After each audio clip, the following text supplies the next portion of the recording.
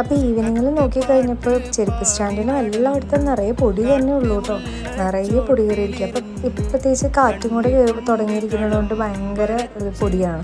അതുപോലെ തന്നെ ഇതാ മുറ്റത്ത് ഒത്തിരി ഇലകളും പറന്ന് വീഴുന്നുണ്ട് കേട്ടോ, അവിടെ നിന്ന് ഇവിടെ നിന്നൊക്കെ.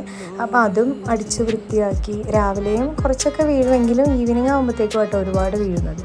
അപ്പോൾ അതെല്ലാം അടിച്ച് വൃത്തിയാക്കിക്കൊണ്ടിരിക്കുക. അപ്പോൾ മോനും ഉണ്ട്, മോന് എക്സാമാണ്, അപ്പോൾ പഠിച്ചുകൊണ്ടിരിക്കുകയായിരുന്നു കേട്ടോ. അപ്പോൾ നോക്കിക്കഴിഞ്ഞപ്പോൾ എൻ്റെ വെറ്റില കൊടിയെല്ലാം നന്നായിട്ട് വളർന്നു പോകുന്നുണ്ട് കേട്ടോ, അതുപോലെ തന്നെ കറ്റാർ വാഴയും. അപ്പോൾ എല്ലാത്തിനും ചെടി വെള്ളമൊക്കെ നനച്ചു കൊടുത്തു. പിന്നെ അതുപോലെ തന്നെ താമര നമ്മൾ കൊണ്ടുവന്ന് നട്ടിട്ട് കുറച്ച് നാൾ കഴിഞ്ഞപ്പോൾ അത് ഭയങ്കര ഡള്ളായിട്ട് പോയിട്ടുണ്ടായിരുന്നു കേട്ടോ. അപ്പോൾ ഞാൻ അവിടെ നിന്ന് സ്ഥാനം മാറ്റി വേറെ സ്ഥലത്ത് വെച്ചിട്ട് അതിന് കുറച്ച് നല്ല വെള്ളമൊക്കെ ഒഴിച്ച് കൊടുത്ത് വൃത്തിയാക്കി ക്ലീൻ ആക്കിയപ്പോൾ അത് നല്ല ഇലയിൽ. അതുപോലെ ഹോളിലിടുന്ന കാർപ്പറ്റും നല്ലോണം വെയിലത്തിട്ട് ഉണക്കി കുടഞ്ഞ് വൃത്തിയാക്കിയിട്ട് ഉള്ളിലേക്ക് ഇട്ടതാട്ടോ. അപ്പോൾ ഈവനിങ് ഇങ്ങനെയൊക്കെ ആയിരുന്നു കേട്ടോ ചെറിയ രീതിയിലെ ക്ലീനിങ്. അപ്പോൾ അത്രയേ ഉള്ളൂ.